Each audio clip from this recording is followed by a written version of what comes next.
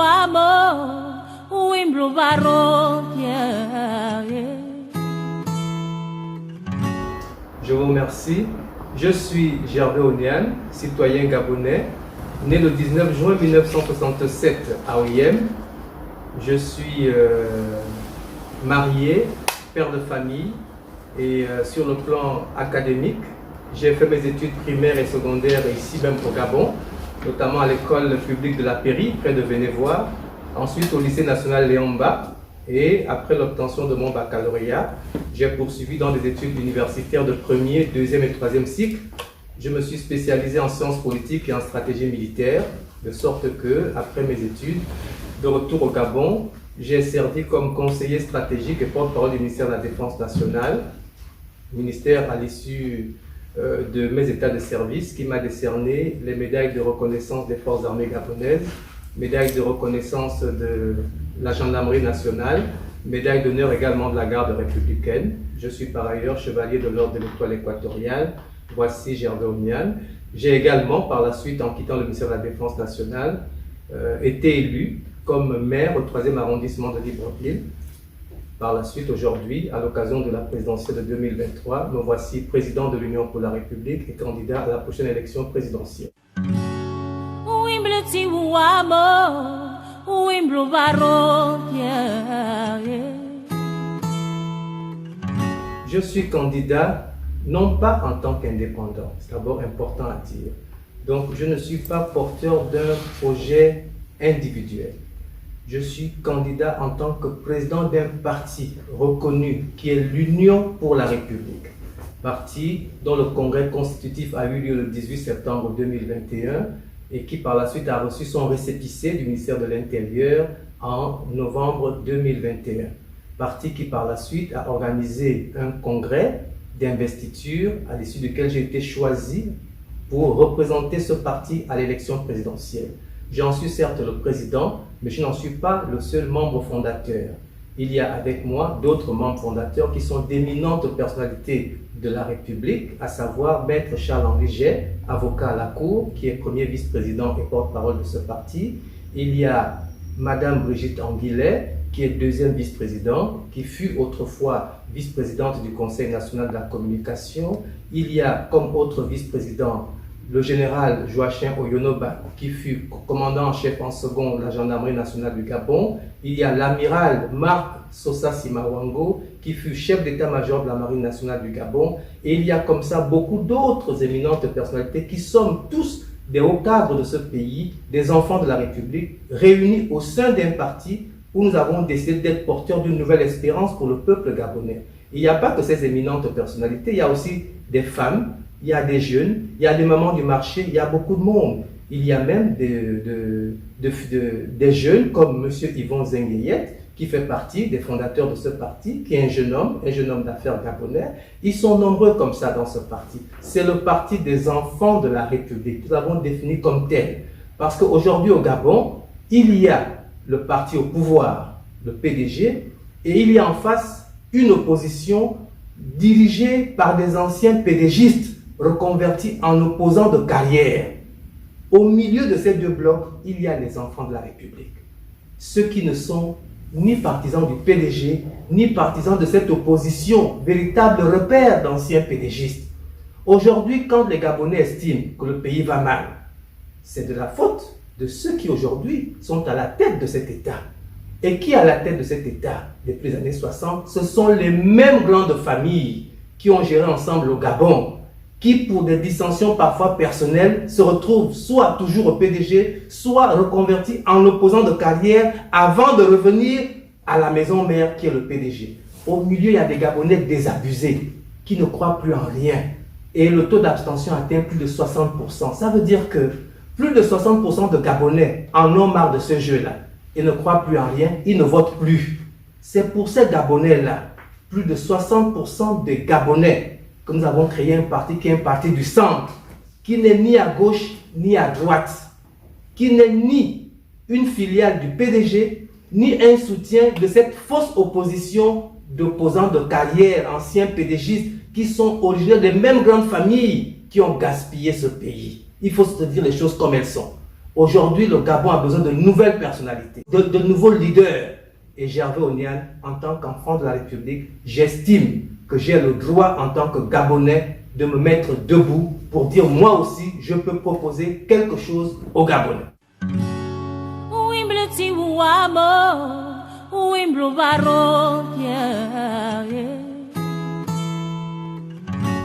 Nous voulons redonner de l'espoir aux Gabonais.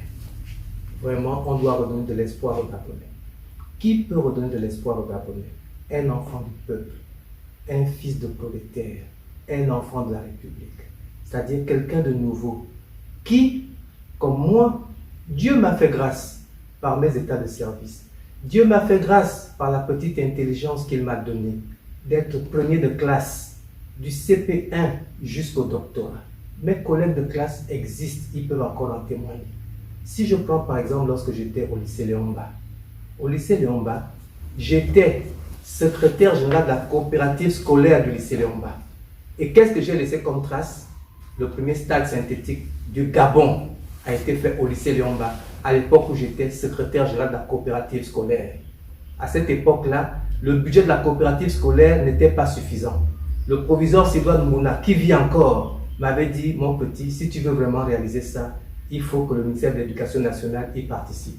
Et j'ai été voir le ministre de l'Éducation nationale, lui Gaston Maïla, il vit encore, lequel m'a dit, si tu veux faire un stade synthétique pour le lycée Léomba, si tu veux qu'on refasse des uniformes pour la fanfare, des instruments pour la fanfare, pour l'orchestre, pour les majorettes, pour faire tout ça, il faut beaucoup d'argent. Seul le président peut dégager autant de moyens. J'ai demandé à voir le président. Lui, Gaston Maïla, m'a emmené chez le président Bongo. J'avais 17 ans. Je lui ai dit, voici ce que, monsieur le président, je voudrais qu'on fasse pour le lycée national Léomba. Il m'a dit, mon petit, si ceux dont le lycée porte mon nom étaient venus me voir pour faire ce genre de choses, qu'est-ce que je n'aurais pas fait? Mais puisque toi, tu n'as que 17 ans et tu penses à faire autant de choses pour la jeunesse, mon petit Oniane, tout ce que tu as demandé sera fait. C'est ainsi que le président Bongo a dégagé les moyens pour qu'on construise ce stade synthétique, qu'on refasse toutes les installations du lycée Léomba. Et comme je voulais que le lycée Léomba soit jumelé à un lycée français, il a donné les moyens. Et j'ai conduit avec M. Sidoine Mouna une délégation d'élèves du lycée Léomba qui s'est rendue jusqu'en France, où on a signé des accords de jumelage avec le lycée Albert Chaudière de Mulhouse. Jusqu'aujourd'hui, le lycée Léomba en bénéficie. Au lycée Léomba, j'étais aussi commandant de la fanfare du lycée Léomba. Et au cours de ce voyage, on a acheté tellement d'instruments qu'en plus d'avoir donné des instruments pour la fanfare du lycée Léomba, on a créé la fanfare du lycée d'État de l'Estuaire, on a créé la fanfare du lycée d'État de Franceville. Ça veut dire qu'il y a des gens comme moi qui, depuis qu'ils sont tout petits, aspirent à être des leaders du Gabon de demain. Après le lycée Léomba, j'ai été étudiant. J'ai été étudiant au Canada. J'ai appris au Canada, j'ai appris aux États-Unis, j'ai appris en France. Et pendant que j'étais étudiant au Canada, j'ai créé la seule ONG de coopération entre le Gabon et le Canada. Elle existe jusqu'aujourd'hui. Elle s'appelle l'Union canadienne pour le développement du Gabon. Grâce à cette ONG, je suis venu en 1994 avec tout un conteneur de dons du Canada, d'ordinateurs, pour la création des premières bibliothèques multimédia à l'UOB et dans les établissements du Gabon. Ça a été un don que j'ai fait gratuitement avec l'aide de l'ambassade du Canada et avec un président d'honneur que j'avais choisi au Gabon, qui est M. Edmond Okemvele, à l'époque président du Conseil économique et social. Il vit encore, vous pouvez aller lui demander. Quand j'ai terminé mes études, premier Gabonais, docteur en stratégie militaire et en sciences politiques, c'est le président Omar Bongo lui-même qui m'a demandé de rentrer au Gabon pour donner mon savoir à mon pays, au Collège militaire royal Saint-Jean, au Canada. C'est comme ça que pour venir servir mon pays, j'ai accepté de rentrer au Gabon. Le président Bongo m'a dit, séance tenante, voici tes deux grands frères, Ali Bongo, André Mbomba. Tu vas te joindre à eux et tous les trois, vous serez les leaders de votre génération pour le Gabon de demain. C'est l'histoire du Gabon. Et je suis rentré et je me suis mis au service de mon pays. Vous m'avez bien vu à ce moment-là.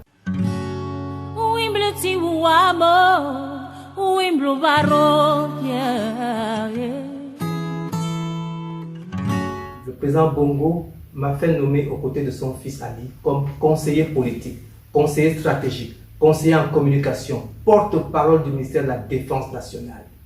Donc, j'ai travaillé pour mon pays au ministère de la Défense nationale.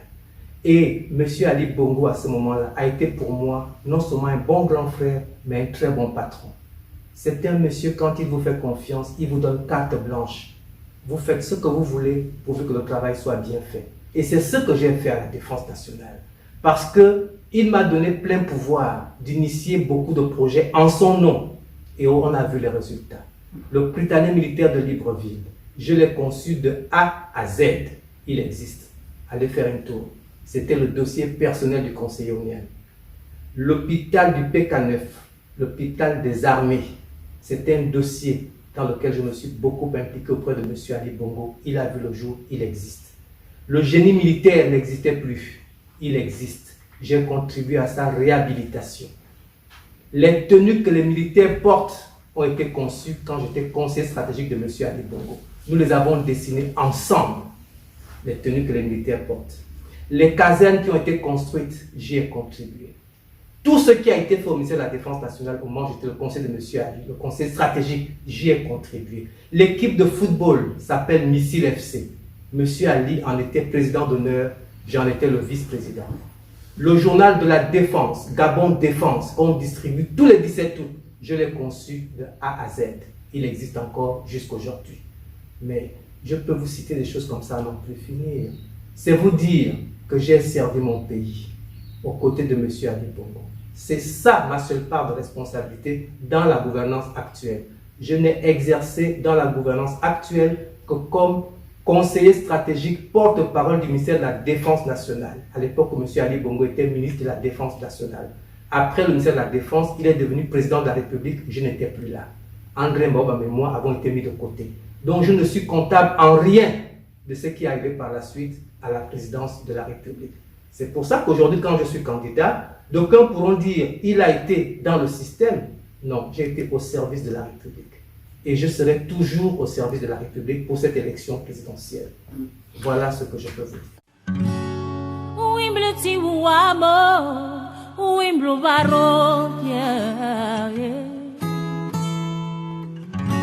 Moi, je ne m'opposerai jamais à M. Ali Bongo. Il faut que ce soit bien clair. Je n'ai rien contre la personne d'Ali Bongo. Rien du tout. Moi, j'estime simplement que au Gabon, il n'y a pas qu'Ali Bongo et il n'y a pas que le PDG. C'est mon frère et c'est le chef de l'État. Et il a un parti qui est le Parti démocratique gabonais auquel je n'ai jamais appartenu. Attention, je suis d'une famille dont les parents ont été arrêtés et emprisonnés, mis en prison par le PDG en 1981 dans le cadre des activités menées par le Morena pour revendiquer le retour au pluralisme démocratique au Gabon. Attention. Donc, quand on a envoyé les gens du Morena en prison en 1981, j'avais des parents là-dedans. J'étais encore au lycée.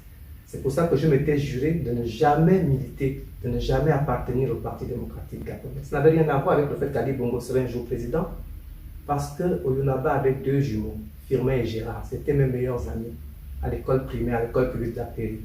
Quand on a mis leur père en prison, ça m'a beaucoup affecté. D'autant plus que j'avais aussi des parents. Donc, ce fut un choix de vie.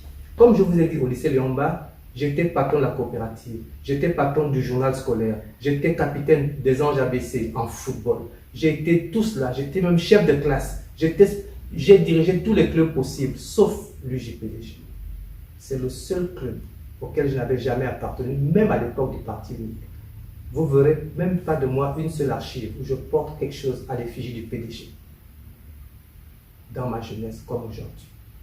Donc, mais ça ne m'a jamais empêché, en tant que cadre républicain, de servir mon pays avec des gens issus du PDG ou avec leurs enfants. Ça ne m'a jamais dérangé. Mais j'ai mes projets de vie à moi aussi.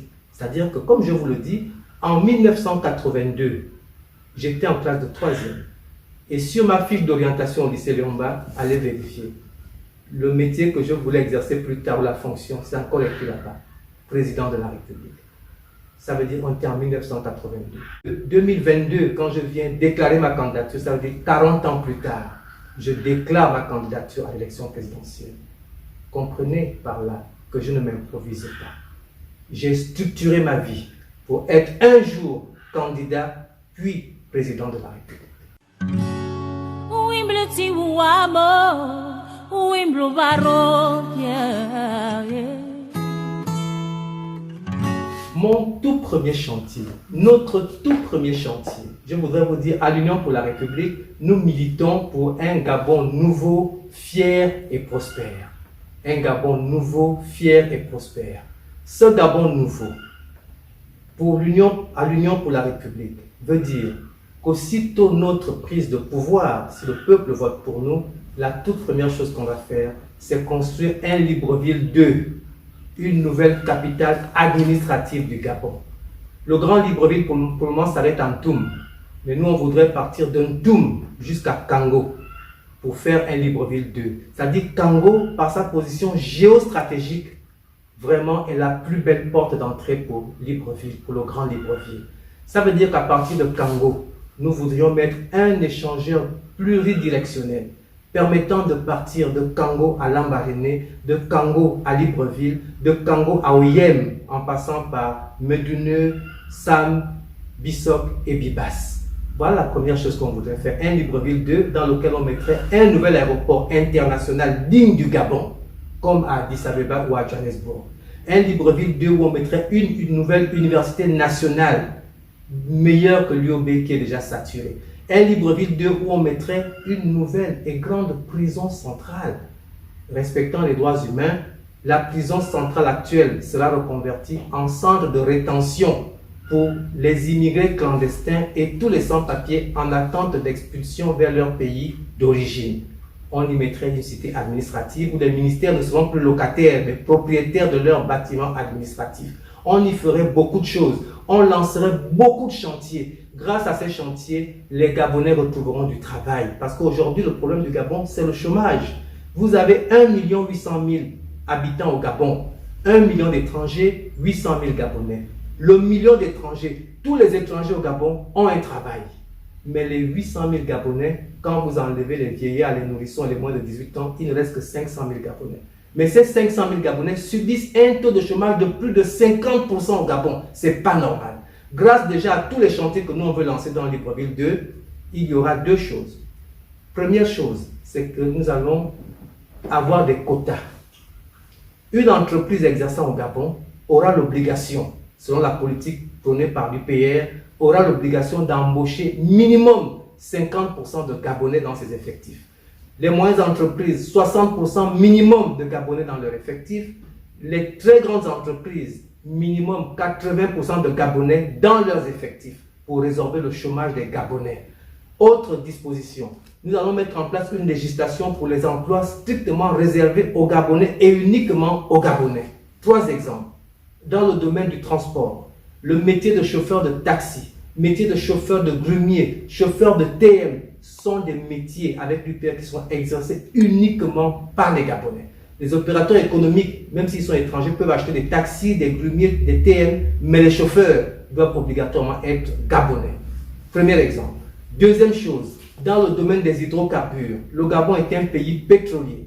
Mais faites le tour de Libreville, la capitale, est séparée à l'intérieur.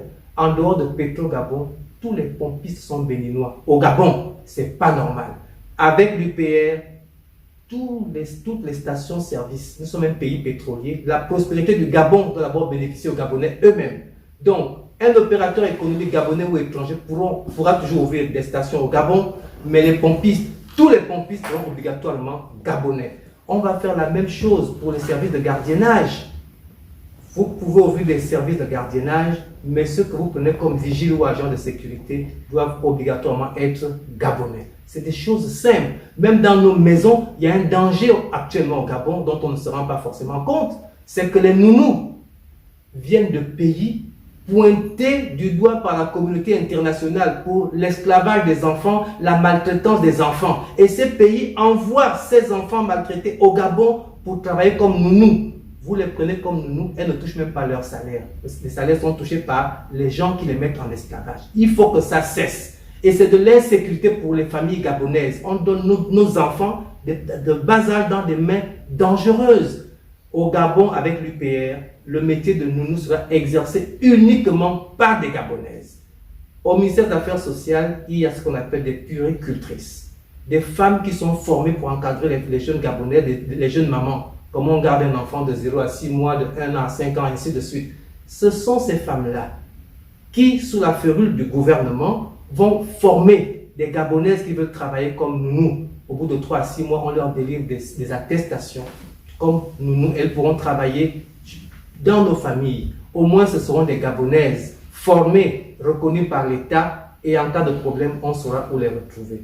Voilà, c'est des choses simples comme ça que l'UPR veut faire pour les Gabonais. Ça, il y a beaucoup d'autres choses. Pour la jeunesse, il y a des choses aussi. Pour la jeunesse, il faut absolument revoir le système éducatif. Il faut construire des écoles. Ce sont des choses sur lesquelles on est tous d'accord. Il faut des écoles, il faut des lycées. Et je propose, pour avoir mis en place, avoir participé à la création du Prytanée militaire de Libreville, moi je propose qu'on crée d'autres Prytanées militaires, pas juste à Libreville. Il en faut, par exemple, à Port-Gentil, la capitale économique. Il faut un Prytanée dans la zone sud, comme à Mouila ou à Tchibanga. Il faut un Prytanée dans la zone nord, comme à Oyem ou ailleurs. Il y a des choses comme ça qu'on doit faire. Vous savez, l'UPR, nous ne venons pas là, on ne s'improvise pas. Eux, ils vont passer le temps à s'insulter, entre pédégistes et anciens pédégistes. Voleurs, anciens voleurs, ainsi de suite. Ça ne nous regarde pas. Nous, on vient là avec des idées, avec des projets. Nous avons un projet de société bien ficelé, bien structuré. Nous pourrons vraiment vous le présenter de façon détaillée le moment venu. Nous sommes là pour défendre les intérêts des enfants de la République, les intérêts du Gabonais qui souffrent avec des propositions concrètes. On voudrait par exemple aussi relancer Air Gabon. Vous savez, à l'époque, en 1968, quand le PDG avait été créé, le Gabon était plus développé, plus avancé que Dubaï. On ne s'en rend même pas compte. À cette époque-là, le Gabon, toute l'Afrique avait Air Afrique. Le Gabon, à lui tout seul, avait déjà Air Gabon. Est-ce que vous vous rendez compte? Aujourd'hui, même les pays les plus modestes ont leurs compagnies aériennes qui défilent ici à l'aéroport Léomba. Dans le ciel gabonais, il y a tout sauf le perroquet vert. Il faut relancer Air Gabon, symbole de la fierté du Gabon. Et à travers le projet Air Gabon que nous voulons lancer à l'UPR, on va refaire un grand aéroport international à Libreville 2, à Kango. Et on va réhabiliter tous les aéroports des 9 provinces du Gabon. On va recréer de l'emploi. Rien qu'avec cela, c'est des milliers d'emplois pour les Gabonais. Nous, c'est notre priorité. Le plein emploi des Gabonais. Le chômage doit disparaître au Gabon. Et c'est possible. L'État en a les moyens. Quand on détourne, on apprend que des gens ont détourné tant de milliards, tant de milliards, tant de milliards. Et quand on veut proposer des projets pour les Gabonais, on dit oui, combien tout cela va coûter? Est-ce que? Non. Tout cela est possible avec des nouveaux dirigeants qui aiment le Gabon et qui sont prêts à travailler dans l'esprit de Gabon d'abord. C'est ce que nous on prône ici à l'UPR. Ceux du pouvoir n'ont pour ambition que de se maintenir au pouvoir. C'est légitime. Ceux de l'opposition qui étaient avant au pouvoir n'ont pour ambition que de repartir au pouvoir. C'est aussi leur ambition. Mais nous, au milieu des enfants de la République, ceux qui, comme moi, ont des parents qui étaient modestes. Mon père n'était qu'un pasteur devenu fonctionnaire. Ma mère vendait au marché Momboué. Nous, on a besoin de la République. C'est grâce à la République que Gervais Ondiane s'adresse à vous aujourd'hui. C'est grâce à l'école de la République que j'ai pu faire des études. C'est grâce à l'hôpital de la République que nos parents ont pu nous garder en vie et en santé. Quand on tue l'école du Gabon, quand on tue l'hôpital du Gabon, c'est à nous que ça fait mal, nous les enfants de la République. Quand plus de 50% des Gabonais sont au chômage, c'est à nous que ça fait mal, nous enfants de la République. Eux, que ce soit les pédégistes ou les anciens pédégistes, ce n'est pas leur problème. On peut tuer l'hôpital public, ce n'est pas leur problème. Ils ont leur clinique privée, même s'ils jouent les opposants. Aucun de leurs parents ne peut mourir parce qu'il manquait une poche de sang. Mais les nôtres, ils continuent à mourir. Donc, c'est pour ça que je vous dis, nous vous disons, 2023, c'est un tournant de l'histoire du Gabon, où les enfants de la République ne doivent pas être absents. Il y aura les enfants des grandes familles, ils défendent les intérêts de leur famille. Que ce soit en tant que leader du PDG ou en tant que leader de l'opposition, ils sont d'abord là et avant tout pour les intérêts de leur famille. Mais nous venons défendre les intérêts de la République, les intérêts des enfants de la République. C'est pour ça que je suis candidat. Je suis le moins riche de tous les candidats qui seront là. Ils sont tous milliardaires, pas moi, pas nous, les enfants de la République. Mais ça ne nous enlève pas le droit, nous aussi, d'être présents. C'est pour ça que j'en appelle à tous les autres enfants de la République pour dire la candidature de Gervais Ondiane, c'est votre candidature à vous tous. C'est la candidature des enfants de pauvres. Mais le Gabon, c'est aussi pour nous. Donc quand l'un d'entre vous, comme moi, se lève, plutôt que de vouloir le discréditer ou dire n'importe quoi sur lui, venez plutôt m'aider pour la défense de notre cause commune.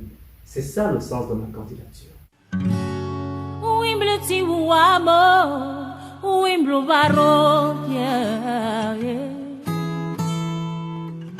Alors, le climat politique et social, que vous dire?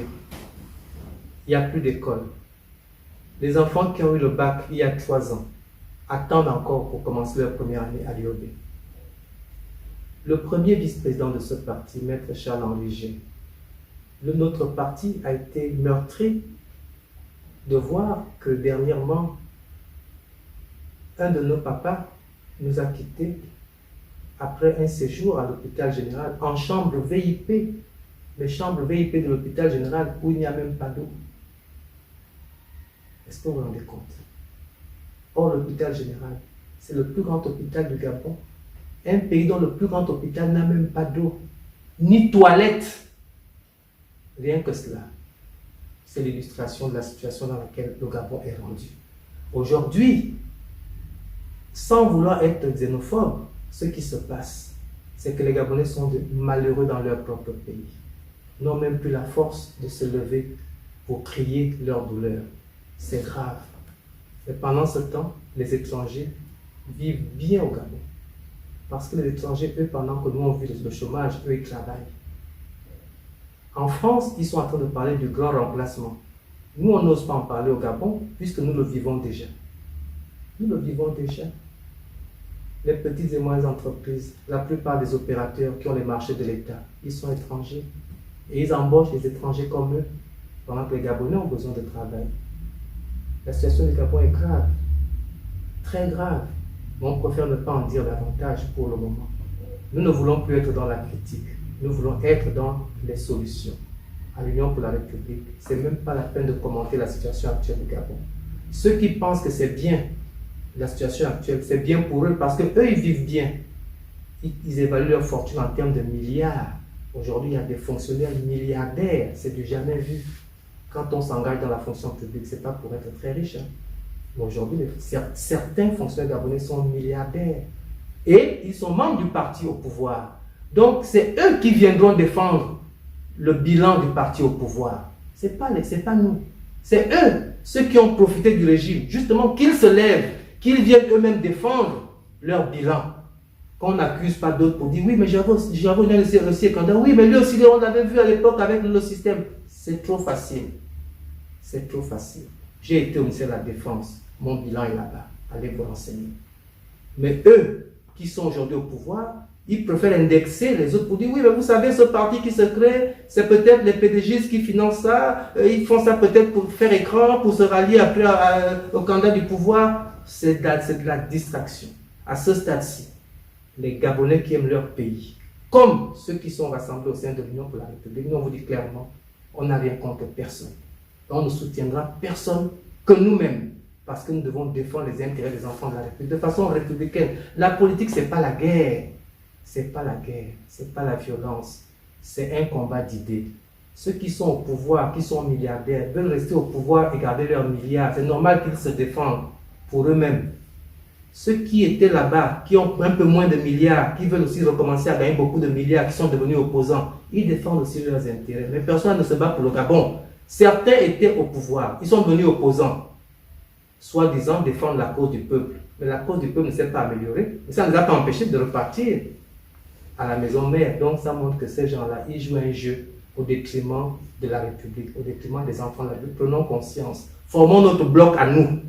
En 2023, il doit y avoir 3 candidats. Le candidat du pouvoir, le candidat de l'opposition, c'est-à-dire le candidat des anciens pédégistes. Au centre, je vous dis, quand le mensonge est à droite et que l'hypocrisie est à gauche, la vérité, elle est quelque part au centre. Et la vérité viendra de l'UPR qui s'est positionné au centre en tant que force d'interposition entre les pédégistes du pouvoir et les pédégistes de l'opposition. Au centre, la force d'interposition qui va défendre le peuple, c'est l'Union pour la République.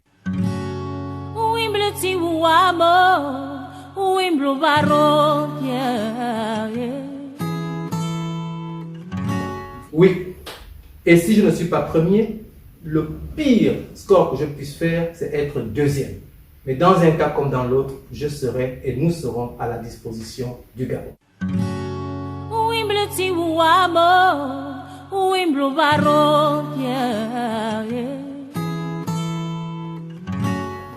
Mesdames, Messieurs, mes chers compatriotes, 2023 qui se prépare est un tournant décisif pour l'histoire du Gabon.